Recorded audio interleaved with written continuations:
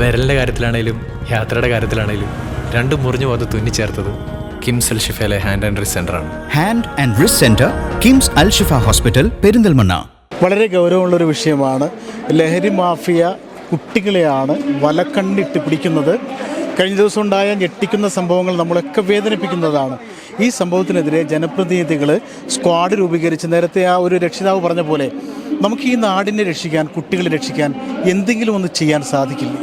മങ്കട മണ്ഡലത്തിലുള്ള എല്ലാ higher secondary school, അതുപോലെ തന്നെ ഹൈസ്കൂള്, ഇവിടെയുള്ള വിദ്യാർത്ഥി റെപ്രസെൻറ്റേറ്റീവ്സിന്, കോളേജുകളിലുള്ള ചെയർമാൻമാർ, അതുപോലെ തന്നെ അവിടുത്തെ വിദ്യാർത്ഥി നേതാക്കൾ, അതുപോലെ തന്നെ അധ്യാപകരെ, പിന്നെ ഡിപ്പാർട്ട്മെൻറ്റ് ഹെഡുകളെ എല്ലാവരെയും വിളിച്ചുകൊണ്ട് അടുത്ത ശനിയാഴ്ച ഞങ്ങളൊരു മങ്കട മണ്ഡലത്തിൽ ഒരു മീറ്റിംഗ് തുടങ്ങാൻ തീരുമാനിച്ചിട്ടുണ്ട്.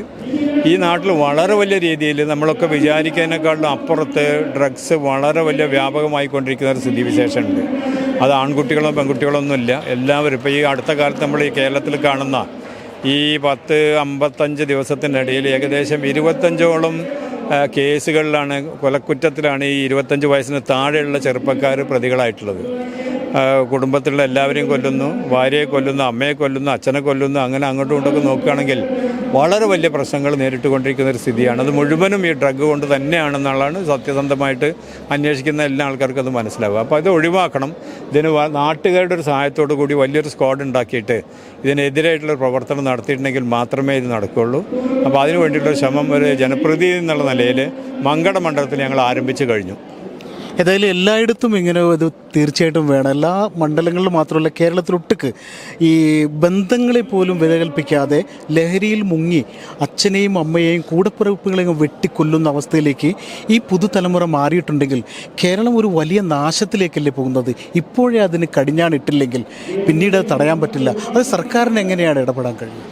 ഇതിൽ സർക്കാരിനെ മാത്രം ഞാൻ കുറ്റം പറയുന്നില്ല, പോലീസിനെ മാത്രം ഞാൻ കുറ്റം പറയുന്നില്ല. ഇത് വളരെ വലിയ രീതിയിൽ എല്ലാ സ്ഥലങ്ങളിൽ നിന്നും കൂടി കേരളം വലിയൊരു മാർക്കറ്റാണെന്ന് മനസ്സിലാക്കിക്കൊണ്ട് അതിനു വേണ്ടിയിട്ടുള്ള എല്ലാ ഇൻഫ്രാസ്ട്രക്ചർ ഫെസിലിറ്റീസ് ഇവിടെ ഉണ്ടാക്കി കൊടുക്കുക ചെയ്യുന്നത്. ഇപ്പോൾ വലിയ സാമ്പത്തികമായിട്ട് കഴിവുള്ള വിദ്യാർത്ഥികളാണ് ആദ്യം പിടിക്കുന്നത്. 2 ദിവസം 3 ദിവസം അവർ ഈ ഡ്രഗ് ഉപയോഗിച്ചാൽ 4ാമത്തെ ദിവസം കിട്ടിയില്ലെങ്കിൽ അവർക്ക് ആകെ അപ്സെറ്റാവും. എവിടെയാണ് പണം വിചാരിച്ചാൽ അത് ഉണ്ടാക്കിക്കൊണ്ട് അതിനത് മുന്നോട്ട് പോകുന്നത്. അപ്പോൾ അതൊരു വലിയ ക്ഷീണം തന്നെയാണ്, വലിയൊരു പ്രശ്നം തന്നെയാണ്. കക്ഷി രാഷ്ട്രീയത്തിന് അതീതമായി, ജാതി മത ചിന്തകൾക്കൊക്കെ അതീതമായി എല്ലാവരും കൂടി ഒരുമിച്ച് നിന്നിട്ടുണ്ടെങ്കിൽ മാത്രമേ ഇതിനെ ഒഴിവാക്കാൻ പറ്റുള്ളൂ. ഞാനിപ്പോൾ ഇത് കഴിഞ്ഞ ഒരു 2 വർഷം മുമ്പേ നിയമസഭയിൽ ഇത് ഒരു കോളിംഗ് അറ്റൻഷനായിട്ട് മുഖ്യമന്ത്രിയുടെ ശ്രദ്ധയിൽ കൊണ്ടുവന്നിട്ടുണ്ട്. അന്ന് ഇവിടെ സിനിമയിലുള്ള കുറേ പ്രശ്നങ്ങളുണ്ടായിരുന്നു. സിനിമയിലുള്ള ആൾക്കാരായിരുന്നു അത് വല്ലാതെ ഉപയോഗിച്ചിരുന്നത്.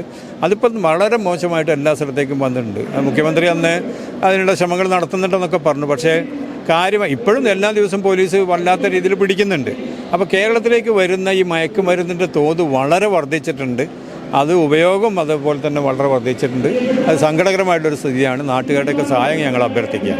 തീർച്ചയായും അക്കാര്യത്തിൽ MLA എന്ന നിലയ്ക്ക് മങ്കട മഞ്ഞളാംകുഴി അലി MLA ഏറ്റവും ഉചിതമായ നടപടി, ഒരു അടിയന്തര യോഗം വിളിച്ചു ചേർത്ത് മങ്കടയിൽ മാത്രമല്ല എല്ലായിടത്തും ലഹരിക്കെതിരെ ശക്തമായ ബോധവൽക്കരണ നടപടി സ്വീകരിക്കുമെന്ന് അദ്ദേഹം ഉറപ്പ് നൽകുന്നുണ്ട്. ക്യാമറമാൻ ബിനുവിനൊപ്പം ജബാർ വേണാട്ട്, നില 24 ലൈവ്.